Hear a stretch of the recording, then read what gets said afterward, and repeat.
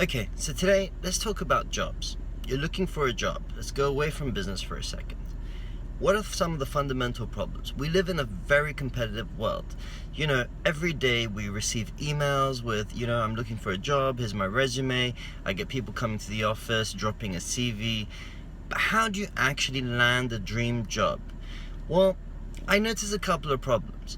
People aren't being very specific. So some people will say, I'm just looking for any job. They're not saying I want to do this or that.